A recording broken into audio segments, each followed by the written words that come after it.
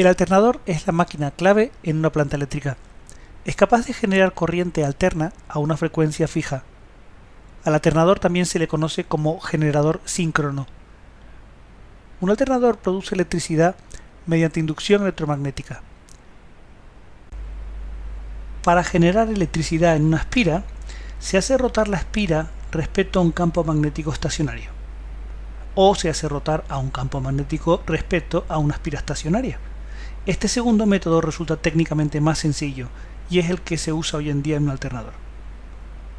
La inducción electromagnética es proporcional al número de espiras, por eso usamos múltiples espiras en lo que podemos llamar indistintamente arrollamiento, bobina o devanado.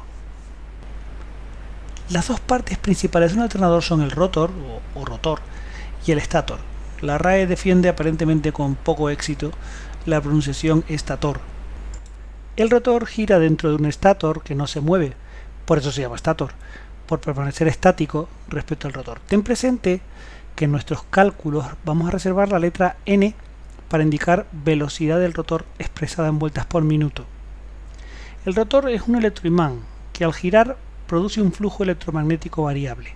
Por otra parte, el estator aloja un devanado o unos devanados. De acuerdo con Faraday, un flujo magnético variable que atraviesa un conductor produce una fuerza electromotriz inducida en el conductor. El flujo magnético variable es provisto en este caso por el rotor. El conductor sobre el que se induce la FEM es el devanado del estator. A este tipo de rotor se le llama rotor de polos salientes. Para comprender mejor su funcionamiento vamos a considerar un rotor con solo 4 polos, o mejor aún, puesto que los polos siempre vienen en parejas con 2 pares de polos. Los pares de polos se representan con la letra P. Los devanados del rotor se alimentan o excitan con una fuente de corriente continua. Este es el campo magnético que producen. El rotor es impulsado generalmente por una turbina. El campo magnético rota con él a la misma velocidad. El flujo magnético giratorio que proviene del rotor intersecta el devanado del estator que se dispone alrededor del rotor. Eso genera una fuerza electromotriz alterna en el devanado y con ello una corriente alterna cuando se conectan a un consumo. Llamamos velocidad de sincronismo a la velocidad de giro del rotor. Este nombre se debe a que la frecuencia de la corriente alterna está sincronizada con la velocidad del rotor, es decir, que es la misma o un múltiplo entero. Por eso al alternador se le llama generador síncrono. Eso ocurre también con el motor síncrono, que básicamente es un alternador funcionando como motor. Es habitual usar la notación N o N sub S para indicar la velocidad de sincronismo. En las máquinas asíncronas cambiaremos esta notación, la llamaremos N1. La razón es que los motores asíncronos, que son los más comunes, el rotor va a una velocidad algo menor que la velocidad de sincronismo. En este tipo de motores llamamos N1 a la velocidad de sincronismo y reservamos N2 para indicar la velocidad del rotor. En todo caso, ahora estamos con el alternador, que es una máquina síncrona. Usaremos N para representar la velocidad síncrona. Vamos a analizar lo que ocurre en el alternador.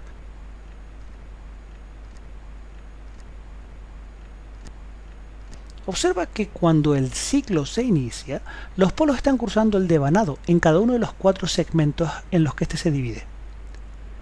Un avance hasta el siguiente polo equivale exactamente a un semiciclo. El siguiente semiciclo durará de nuevo lo que tarde en cruzarse el siguiente polo. En suma, un ciclo completo, o lo que algunos llamarían 360 grados eléctricos, equivale al giro de un par de polos opuestos, norte-sur o sur-norte. Comprueba en los siguientes ciclos que esto es así.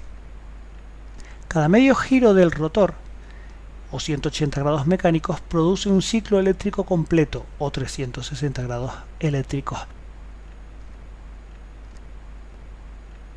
Esto puede expresarse matemáticamente con facilidad. P va a ser el número de pares de polos del rotor, F la frecuencia de la corriente en ciclos por segundo y N la velocidad de giro del rotor en revoluciones por minuto. Para comparar F y N nos interesan las mismas unidades de tiempo, así que convertimos los ciclos por segundo de F a ciclos por minuto.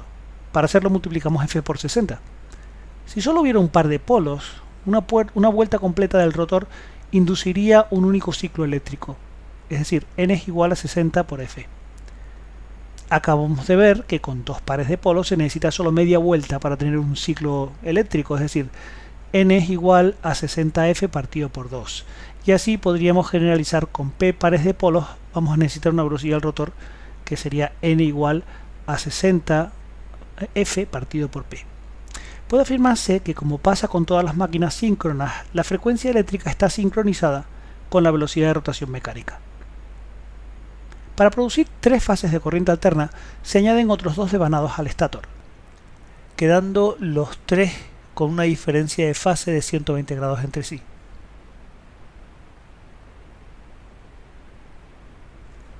Los devanados se conectan en estrella, para los cuales se unen tres terminales, uno de cada devanado, y los consumos se conectan a los otros tres extremos, siendo cada uno de ellos una fase.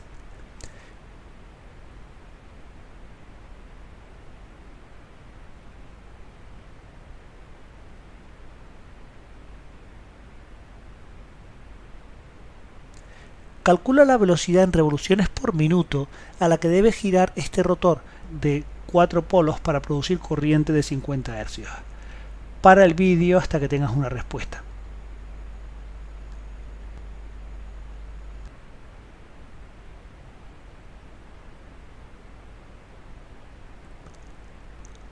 Aquí tienes la respuesta. Imagínate un alternador de gran tamaño, como el de esta foto, con polos extremadamente pesados en su rotor que están girando a esta velocidad. Esta enorme velocidad combinada con el peso de los polos inducen una fuerza centrífuga descomunal en los polos del rotor. Esto conducirá a un fallo mecánico prematuro. Por esa razón, los rotores de polos salientes generalmente tienen 10 o 20 polos, lo que requiere una menor velocidad de giro. Los rotores de polos salientes se emplean cuando el eje conectado a la turbina gira a pocas revoluciones por minuto.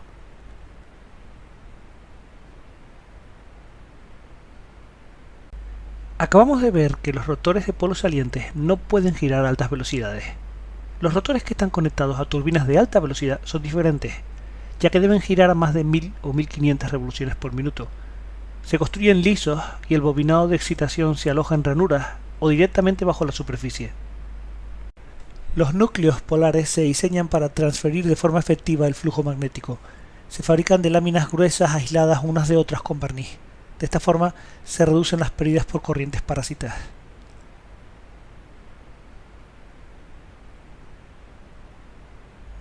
Los devanados de un rotor trifásico de 12 polos se muestran aquí.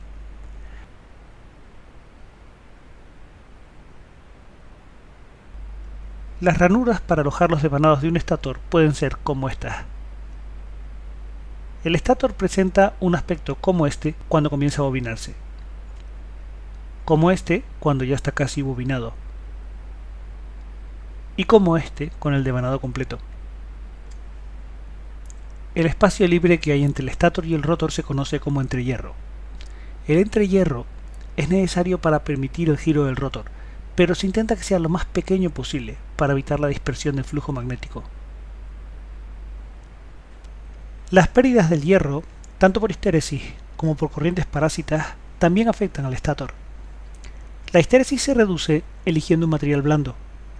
Las corrientes parásitas pueden controlarse al igual que hacemos con el rotor, aumentando la resistividad del acero, aliándolo con silicio, y dividiendo el estator en láminas aisladas eléctricamente unas de otras. El rotor se alimenta con corriente continua usando un par de anillos deslizantes y escobillas de grafito.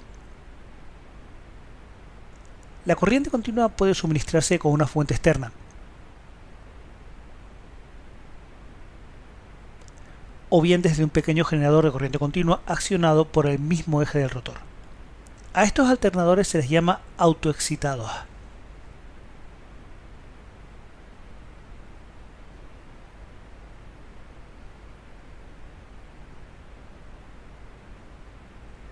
Al someter un alternador a una carga variable, el voltaje producido también va a cambiar. Es deseable regular el voltaje para que se mantenga estable. Se puede conseguir esta regulación con facilidad controlando la intensidad del campo magnético. Si el voltaje en las terminales disminuye, el regulador aumentaría la corriente de excitación y así se consigue incrementar la intensidad de este campo magnético. el resultado es que la tensión en los terminales aumentará. Si en cambio el problema que tuviéramos es que la fuerza electromotriz en las terminales aumenta, haríamos todo lo contrario.